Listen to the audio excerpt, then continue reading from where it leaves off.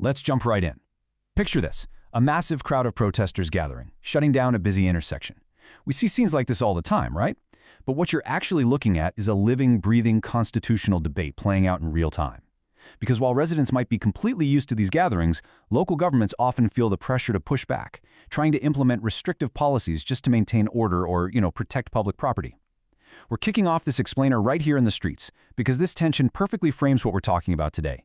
It's that incredibly delicate everyday balancing act between your constitutional freedoms and the broader interests of society. Welcome to The Explainer. Today we're going to unpack a pretty huge idea.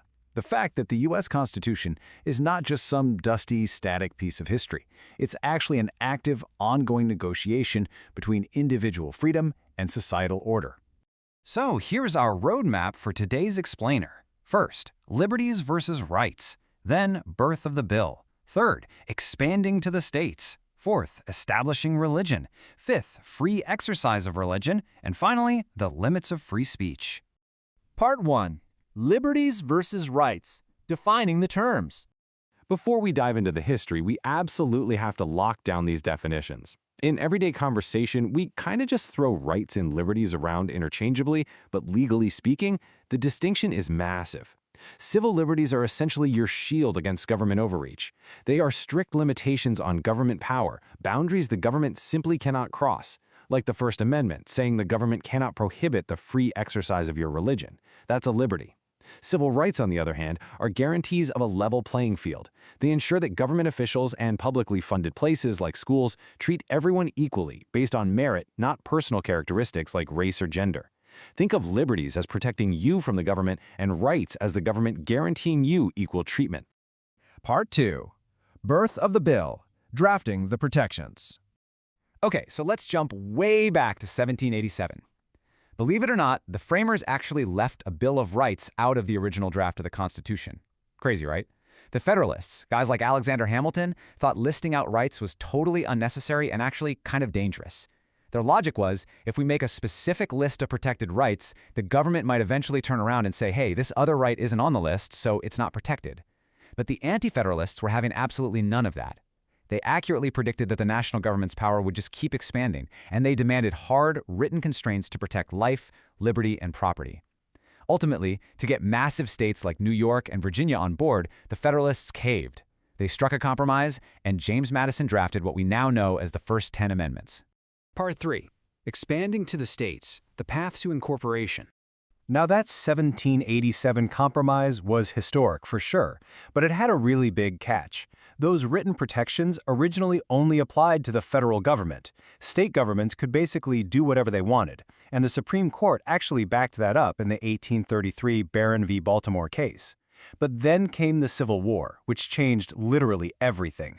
After the abolition of slavery, Southern states started passing these highly discriminatory black codes. To shut that down, the 14th Amendment was ratified in 1868, and the magic words in that amendment were the Due Process Clause, stating that no state shall deprive any person of life, liberty, or property without due process of law.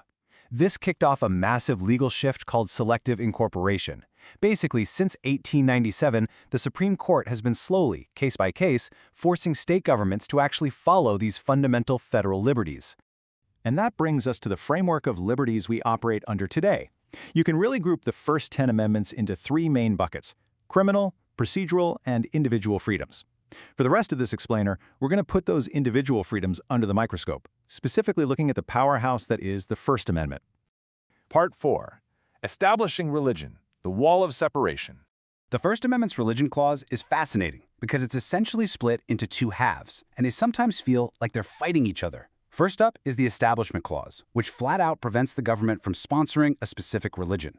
To maintain what Thomas Jefferson famously called the wall of separation between church and state, the Supreme Court came up with the Lemon Test. It's a 3-step checklist to see if a government action breaks the rules. Say a state wants to give tax-funded vouchers for private religious schools. The court asks, does the program have a secular purpose, like just getting kids an education? Yes. Does it advance or inhibit a religion? Well, if it only buys math textbooks, it's fine. But if those funds are totally unrestricted and could be used to build a chapel, boom, it fails step 1. That's what the court calls excessive government entanglement. As you can probably guess, navigating that wall of separation in real life gets incredibly complicated. Take a look at these 2 examples. On one hand, we have what's called ceremonial deism. Think about the phrase, "In God we trust," stamped on a quarter. Courts usually let this slide, viewing it as an acknowledgement of history, rather than the government actively pushing a faith. But then, on the other hand, you have overt religious displays, like a giant Ten Commandments monument sitting at a state capitol. These are heavily contested. Sometimes courts say it's fine, claiming it just shows the historical evolution of law. But in other places, like Oklahoma, courts have ordered them completely removed. Why? Because as soon as you let one group put up a religious monument, other groups, like the Satanic Temple, will legally demand the exact same space for their own statues. Part 5. Free exercise of religion. Belief versus practice. So if the Establishment Clause stops the government from forcing religion on you, the Free Exercise Clause is the flip side. It regulates how the government might try to stop you from practicing your own religion. For a really long time, courts used something called the Sherbert test. Under this rule, the government had a super high bar to clear if a law messed with someone's religious practice. The government had to prove it had a compelling interest and that the law was narrowly tailored, basically the absolute only way to solve a problem. It made it incredibly hard for the government to win. But then a really controversial Supreme Court case in 1990, which involved the sacramental use of peyote, totally flipped the script. The court said, hey, as long as the law is general and applies to everybody, it's fine. It doesn't matter if it accidentally burdens a religious practice. State legislatures kind of panicked over this and quickly passed their own Religious Freedom Restoration Acts just to force that strict Sherbert standard back into their state laws. And this is exactly why those state religious freedom laws crash head-on into civil rights. We see this stress-tested constantly today. Think about businesses that invoke their religious beliefs to refuse service for a same-sex wedding, whether it's baking a custom cake or designing a wedding website. From one perspective, proponents argue the government shouldn't compel them to create something that violates their religious beliefs. From the other perspective, opponents point to civil rights laws, arguing that a business open to the public have to serve everyone equally without discrimination. It creates this incredibly complex, high-stakes tightrope for the courts, trying to balance the civil right to live free from discrimination against the civil liberty to freely exercise your religion. Part 6. The limits of free speech, expression, and order. Let's move over to freedom of expression. Now, we all know this is a remarkably broad right, but it is not absolute. As Justice Oliver Wendell Holmes pointed out way back in 1919, your free speech doesn't protect you if you falsely shout "fire" in a crowded theater and cause a panic. The Supreme Court's rule here is that speech loses its protection if it presents a clear and present danger or if it incites imminent lawless action. What does that mean? It means you can totally stand on a soapbox and advocate for a hypothetical revolution. That's protected. But you absolutely cannot point at a specific person in an angry, worked-up crowd and yell at them to attack. Another boundary line for free speech is obscenity. But defining what is legally obscene is a massive headache for the courts. They use something called the Miller test. The material has to appeal to prurient interests, be patently offensive, and totally lack serious artistic or scientific value.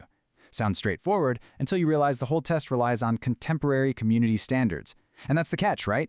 What might be considered totally normal art in a gallery in New York City could be seen as deeply offensive in a small town in Utah. Navigating those regional and cultural differences makes this standard almost impossible to enforce uniformly. Actually, the legal definition of obscenity is so slippery that back in the day, Supreme Court Justice Potter Stewart famously gave up on trying to write a strict rule. He just boiled his legal standard down to this beautifully honest quote, "I know it when I see it." I mean, it's funny, but it really hits the nail on the head regarding how hard it is to police the borders of our civil liberties, especially when societal norms are constantly shifting beneath our feet. Which finally brings us to symbolic speech, like the highly controversial act of burning the American flag. Back in 1989, the Supreme Court ruled that burning the flag is actually a protected form of political expression under the First Amendment. And let me tell you, that sparked widespread outrage, leading to multiple failed attempts in Congress to actually amend the Constitution to ban it. So as we wrap up this look at our foundational freedoms, it leaves us with a critical question to chew on. If you were sitting on the Supreme Court bench today, how would you balance this ongoing negotiation between absolute individual freedom on one side and the values and protections of society on the other? Where do you think the line should ultimately be drawn?